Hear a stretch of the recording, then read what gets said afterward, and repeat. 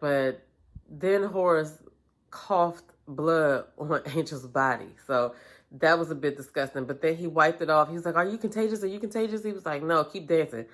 Sir, you just coughed up blood on somebody. Anyway, this is a Tyler Perry soap opera, okay? Okay, so now we're in episode 3, okay? And Kimmy is still in the house. She just saw the pictures of Roy and Jules and Mallory. She sees everybody and she's like, okay, all this stuff is connected. All right, and so she's in there. Now she's like, okay, let me go back out and give him his medicine. And while she's talking to him, he asked her, do you use our product? The hair product that their company is, famous for, right? And rich off of. And she said, yeah, I've been using it since I was a little girl. And he was like, well, stop using it. It causes cancer. And he said he also has cancer, but he hasn't told his family yet. So they don't know he's sick. I don't understand. I guess he's walking with a cane, but so they don't know he has cancer, okay? But anyway, Angel stole the man's watch also. So he tells her that he wants to see Angel again, even though he's a thief. He stole his watch and he said, get it back for me because it means something to me. Okay. And so she agreed to do it. She agreed to get it back. But we find out that Horace, who's this old man that keeps going to the club to see, well, Angel and Kimmy, he's brothers with Norman. Okay. And so both of them are two brothers and they're the head of this company. All right. But Norman finally sees his wife in the hospital. All right. And he's like, oh my God, what happened? And, all of those things or whatever. Right. So meanwhile, Kimmy goes to Angel's house to get the watch back. He's at his baby's mother's house. Kimmy bangs on the door. The lady opens up the door and she goes in there and she argues back and forth with Angel about getting this watch back or whatever. So she tells him who he is and she's like, he is Jules' boss, right? And so he says he looked the watch up and all of that. So she's like, give me the watch back. We have to get this watch back. So then we find out that Norman's wife was hit. Her name is Ina. So Jules calls Mallory and tells her about Ina. And Mallory's like, okay, she's old. Mallory is a bitch, okay? Now I gotta go back and watch the other movie she was in after I seen this because I don't even remember her. But she is a bitch in this one. So then Kimmy gets a visit from T.S. Madison, Daga and Body, and they beat her up because the whole Kimmy going into the hospital thing or whatever. So like they're kicking her. They're like, oh, don't hit her in her face. And they beat her up, to the body pretty bad. Well, as bad as it could be for a soap opera, right? So there's 43 women in this class action lawsuit about the product causing cancer. Okay, so like it's about to get really serious.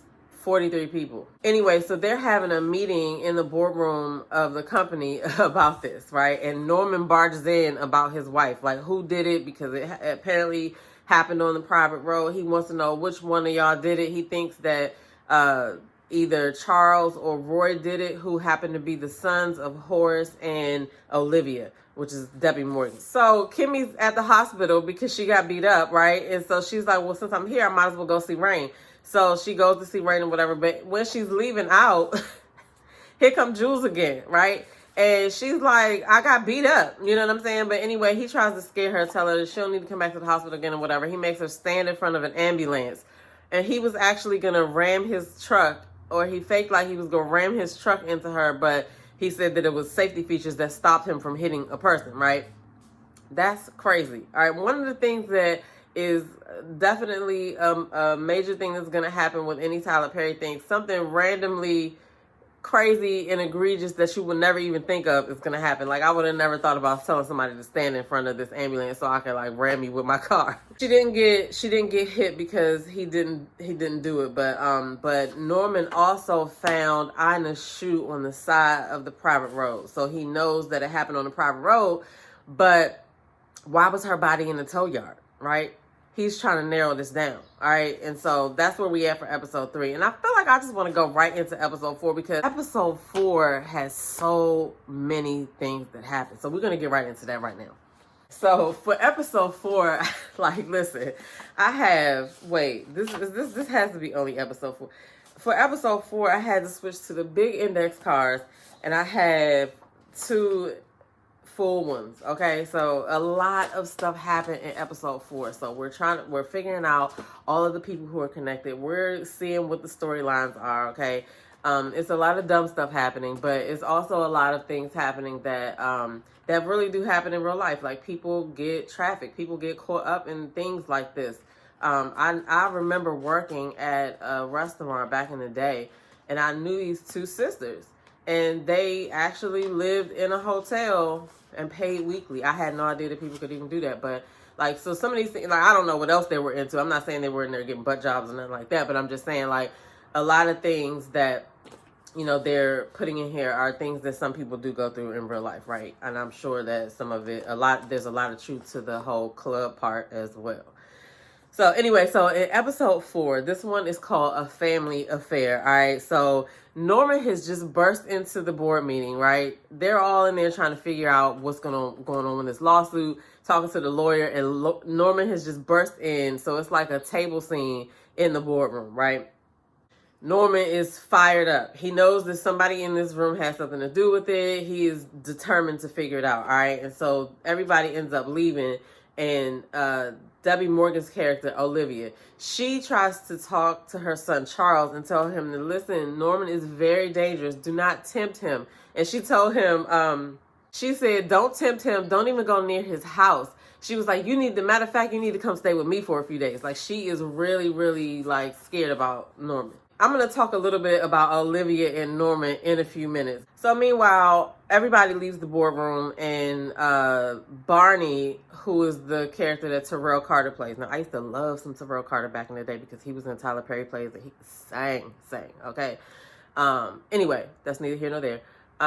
Barney and Mallory are in the boardroom, and she's like, tell me, you know, from your experience, what do you think is going to happen? He's like, this could bankrupt the company, all right? She ends up asking him out for a drink. Kimmy's mom called her. She asked her for money for her and the dude that you picked over me. No, absolutely not. Like, that's a sad situation, but that also is something that happens in real life as well. Kimmy told her she was thinking about coming back home, but not if dude was still there. And she was like, no, you making good money where you at. Her mother does not know what she's doing or where she's at. But she's been sending money though. So Kimmy's about to go to work, and Angel stops by her place, and he's like, look, we need to rob dude. Talking about Horace, right? And Kimmy's like, no, you sound stupid and insane. We're not doing that. And so they talk about their situation and how they've seen too much. Ain't no getting out. So here is where it starts to get really good. Okay. Air quotes. Anyway, a lot of stuff is starting to be revealed, all right? Because Olivia goes into the hospital room where Norman is in there sitting with his wife. His wife is unconscious. She can't hear nothing or whatever, but Olivia is like, you know, talking about she's there. She wants to be there for him, and they used to be really close or whatever. And Norman is not buying it. He's like, lady, I don't trust none of y'all. And that seems to be the theme going through this show as well. They don't trust nobody, but I mean, how many people can you really trust? So they start to talk about who could have done this, right, to Ina. And she is telling him, listen, I just really want you to leave my sons alone. Please do not bother them. They did not do this. Just leave them alone. He's like, I can have them taken out with one phone call. All right. And so he was like, I really, really am trying to be a God-fearing woman, but you're going to make me go back to being the bitch that I used to be. Right then and there, I was like, okay, this is Debbie Morgan. Okay, I forgot. This is Debbie Morgan. She goes in to tell him how she knows that him and Jules have been trafficking men and women ever since he worked at the airport. And then when he was a judge, he let those people go. She also knows that the operation moves millions. She knows everything. She even had an envelope to give him to show him that she knew exactly what was going on. All right. And then some of the women who had disappeared and stuff like that, she said she can contact them and get them to testify and all that as well. Now, Debbie Morgan used to be on The Young and the Restless, and of course, All My Children. She was on that jump for years, okay? And then she was also on, I believe, The Bold and the Beautiful, all right? And so that is, she knows soap opera, right? And so That's what she's bringing to this. And then you got Richard Lawson. Richard Lawson also knows soap opera, okay? Because he was on Dynasty, the Dynasty back in the day Dynasty, all right? So this is going to be good, all right? And then they're about to be beefing too.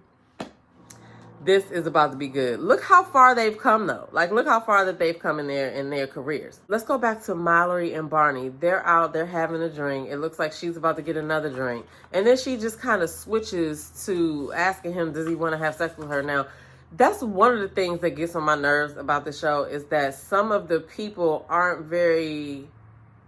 Well, I don't know if it's the people or the writing. Like, it's not smooth. Some characters, their conversation is smooth and there's like no awkward points or whatever. But sometimes when she switches up like this or says something, it's like almost like, is she ad-libbing? Did they know that she was gonna do this, or is this written like this?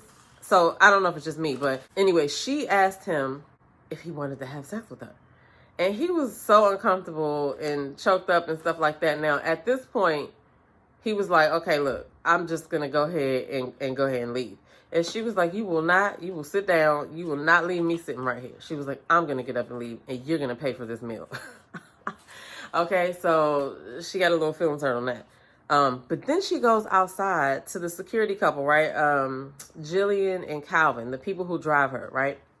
And she's like, Jillian, find another ride home. Calvin, take me home. And so I'm like, what the heck? Anyway, so she proceeds to let Calvin take her home.